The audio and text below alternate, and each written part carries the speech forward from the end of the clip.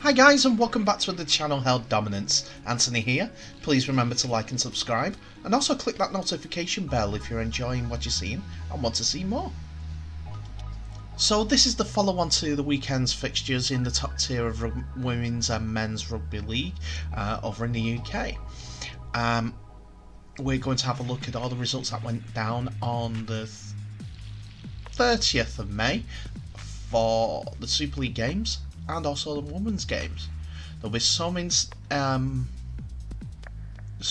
more thoroughly done than others, as the source material that we get it from is kind of lacking in some areas.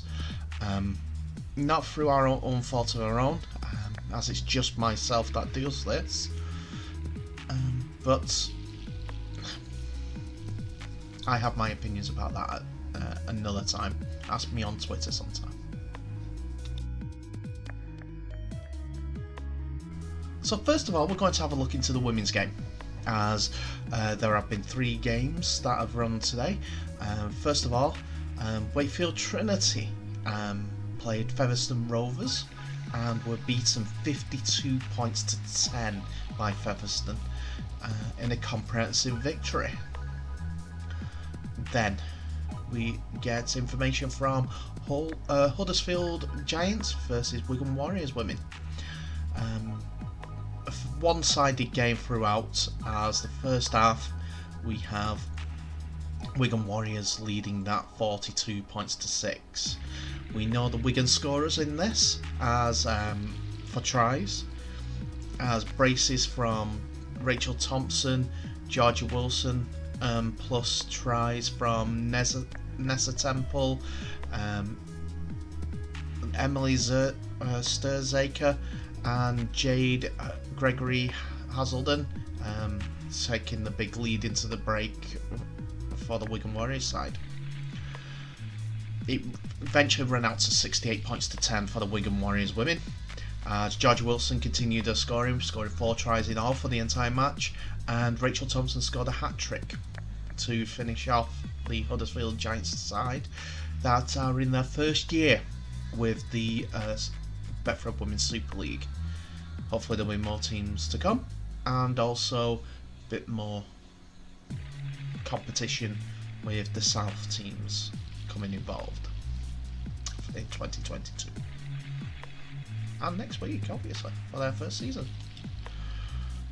And then finally we have a repeat of last week's Challenge Cup game, York versus Castleford. Not in a repeat as in scoreline, as last week's score was 32 points to 4 for York. But tries from Clayton, 2 from Marshall, and Sinead Peach with 1 goal from Marshall was not enough, as Cass ran in 20 points to 18 in this back and forth game. From all accounts, a fantastic game. Great defence, held up over the line, referees' decisions cornered off, it had everything. And this is information from the York social media account. It's really good. Castleford were try scorers with Eastwood, Varley, 2 from Holly May Dodd and 1 from Roach, with no goals converted by Stanley, unfortunately, to give the win for Castleford, who were hanging on at the end, as York were the final try scorers. York missed the kick to make it 20-20, unfortunately. It just happened that way.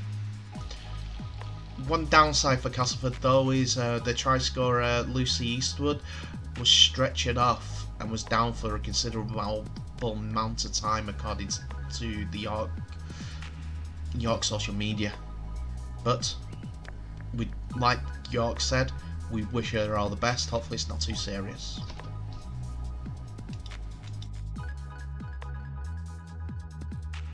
So the next half of the video is regarding the Men's Super League, as first of all we look at Hull KR's victory against Leigh Centurions.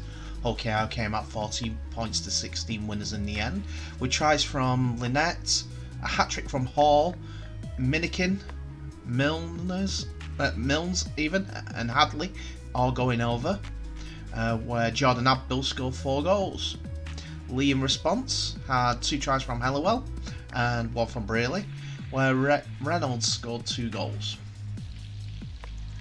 So it was quite a one-sided game, unfortunately, and I think my prediction with Lee is going to be correct, as they're going to finish bottom of the league. The last game of the day came out with an interesting one for Huddersfield Giants and Wakefield Trinity. Playing at Bellevue, Wakefield Trinity raced into a 30 points to 0 lead by the 73rd minute, which only saw 2 tries in the second half for Wakefield. The game ended 38 points to 12 against the Huddersfield Giants. Kete scored twice, Tanginoa, Pitt, Westerman, Tupu and Lino scored individuals, tries for themselves, and conversions were all done by Lino, and 5 out of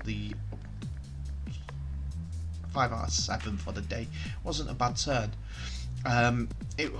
It was quite an interesting game, as in 15th minute, Jacob Miller was sin-binned, and Giants could not get a foothold, could not get involved. On the 77th minute, Giants did wake up as Garvett and Wardle scored on the 79th minute, with Adam Caesar scoring 2 goals. So, still a work in progress for Huddersfield, but a good win for Wakefield. They needed that. I predict them to be my bottom 3 this year, with Salford and Lee, as Hull KR have stepped up after being unfortunate button jokes for the Super League. They've done really, really well this season. Hopefully it'll continue, and it's started the growth. They are still reeling from the Academy's decision, but I've gone in with Cass and Bradford to appeal the Elite Academy's decision. Anyway, so that's all the scores. So that's it for this video, ladies and gentlemen. Thank you very much for watching. Go out and support Rugby League as much as you can. Get on social media, comment, anything.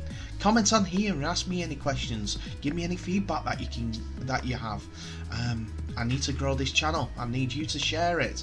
I thank you all for watching.